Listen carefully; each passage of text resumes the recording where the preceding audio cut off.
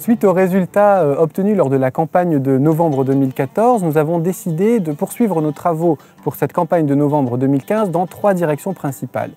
La première, la prospection générale du site pour en appréhender la nature de manière globale. La seconde, les fouilles dans la nécropole. Et la troisième, les fouilles dans l'enceinte du temple. La prospection du site va être poursuivie dans les prochains jours. D'une part, avec l'étude des fragments de céramique qui sont en surface pour continuer à préciser la chronologie générale du site, et d'autre part, par la continuation des photographies par cerf-volant dans la ville romaine et byzantine. Ces photographies auront pour objectif d'obtenir un plan général de cette ville préliminaire à la poursuite de son étude. Dans la nécropole, nous avons redégagé la zone qui avait été fouillée l'an dernier pour pouvoir, dans les prochains jours, en étudier plus précisément la structure et la chronologie.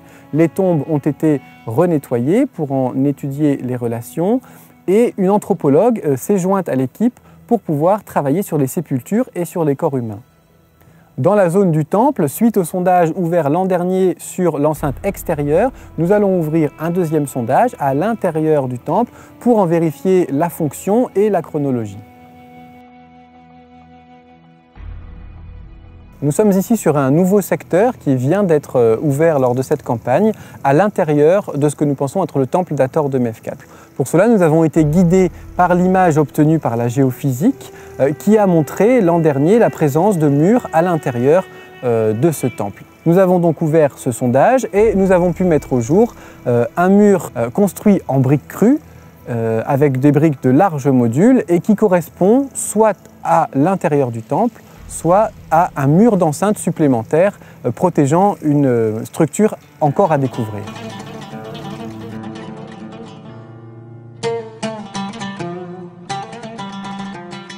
Le mobilier issu des couches archéologiques est très important pour les archéologues, notamment parce qu'il nous permet de dater les couches archéologiques, à l'exemple de cet amphore de l'île de Chios, donc d'une amphore de Méditerranée, qui a été datée par les spécialistes du 3e quart du 5e siècle avant Jésus-Christ. Le reste du mobilier archéologique nous permet également de connaître mieux le quotidien des habitants. Nous avons par exemple cette année trouvé un certain nombre de restes alimentaires, des arêtes de poissons, des os d'animaux qui nous permettent de connaître le régime alimentaire des habitants de la ville. Nous trouvons également dans nos fouilles un certain nombre de monnaies qui donnent des datations très précises aux couches. Nous avons par exemple trouvé des monnaies de l'époque ptolémaïque et de l'époque romaine. Également d'autres objets plus rares comme des fragments de statuettes ou encore des bijoux trouvés à l'intérieur des sépultures. Dans la nécropole cette année, nous avons mis au jour des boucles d'oreilles qui étaient encore en place sur un corps inhumé. Lors de la campagne de fouilles de 2014, nous avions ouvert une partie de la nécropole romaine menacée par l'extension des cultures. Nous avions mis au jour plusieurs ensembles de tombes assez complexes. L'objectif de cette campagne est d'en comprendre l'organisation et la chronologie. Pour cela, nous avons décidé d'étendre la zone de fouille vers l'est, ce qui va nous permettre d'avoir une fenêtre d'observation plus large. Il sera ainsi possible de documenter les différents types de tombes, le mobilier associé et les modes d'inhumation. C'est une table d'afronde bien conservée. Elle est de forme carrée. Elle était construite avec des briques crues, renforcées par des briques cuites, couvertes par de l'enduit. Cette table est associée à cette tombe et collée à une tombe existante. À propos de la fonction, la famille du défunt posait de temps en temps des offrandes alimentaires et effectuait des libations.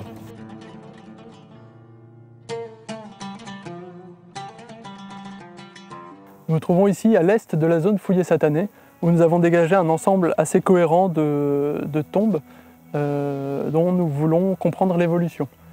Donc pour le moment, nous sommes arrêtés aux niveaux d'occupation romains les plus récents. Des niveaux qui ont livré les vestiges d'un espace organisé, où plusieurs tombes se côtoient et semblent fonctionner ensemble. Par exemple, ces deux tombes montrent chacune une niche en façade, qui donne sur un espace commun aménagé en briques crues. Et un ensemble assez important de céramique dont une petite marmite complète déposée dans une cavité entre les briques et un dépotoir de fragments de vaisselle qui est relégué à l'arrière des tombes. Nous trouvons dans la zone du dépotoir, dans laquelle une forte concentration de céramique a été mise au jour. Alors, cette concentration est composée de formes diverses, notamment des amphores, comme celle que vous voyez ici, qui a certainement été brisée sur place, ainsi que de plats et de vases à liquide, de petites formes fermées.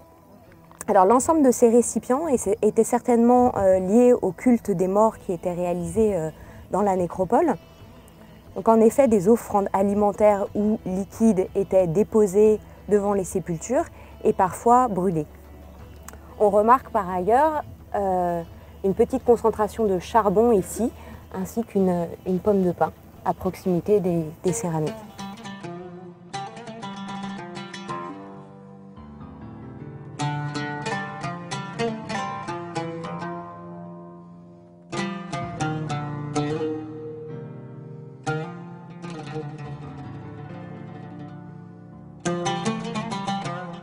Donc, il s'agit d'une stèle funéraire qui vient de sortir de nos fouilles. Elle a été trouvée au nord de la tombe 43 en position d'abandon, c'est-à-dire qu'elle a été arrachée de la tombe et rejetée sur le côté par les pilleurs. Il s'agit d'une stèle tout à fait caractéristique des stèles de Koma-Boubilou. On y voit sous une architecture composée de 2 colonnes et d'un fronton triangulaire, un défunt masculin habillé à la romaine, levant les bras et encadré de 2 piliers sur lesquels se tiennent des chiens gardiens qui représentent le dieu Anubis. Sous cette scène se trouve ici une ligne d'inscription en grec qui nous donne le nom de ce défunt, l'âge qu'il avait lors de sa mort et un petit souhait de bon voyage. L'inscription dit « Markon eton iota theta upsuki » Marcus, âgé de 18 ans, fait bon voyage. Cette stèle est un mode de représentation à la grecque en ce qu'elle représente le défunt héroïsé. Il est placé sous cette architecture et il lève les bras, il est donc ainsi représenté comme un héros qui a accédé à l'au-delà. Nous avons mis au jour une sépulture recouverte d'un enduit polychrome. Cette découverte est relativement importante car ce type de sépulture est très peu documenté dans le delta. Nous avons prélevé cet enduit pour étude en laboratoire et au-dessous, nous avons découvert un linceul très bien conservé.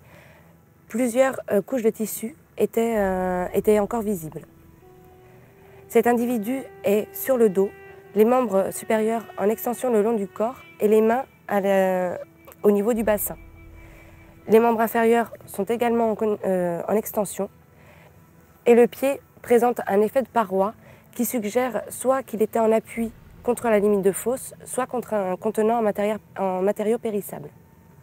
La préservation de connexions, comme au niveau des épaules, au niveau des mains ou au niveau des pieds, suggère que le sable s'est infiltré au fur et à mesure de la décomposition du corps à l'intérieur du linceul, ce qui a permis de garder en place exactement les différents ossements. L'individu est certainement très âgé, car il présente plusieurs indices, comme une perte des dents antémortem, des stigmates d'arthrose au niveau des vertèbres ou au niveau de certaines phalanges. Plusieurs éléments ont été conservés suite à une momification naturelle, comme des éléments de cartilage, notamment au niveau de la trachée, mais aussi des fragments de peau qui étaient parfaitement conservés au niveau du thorax.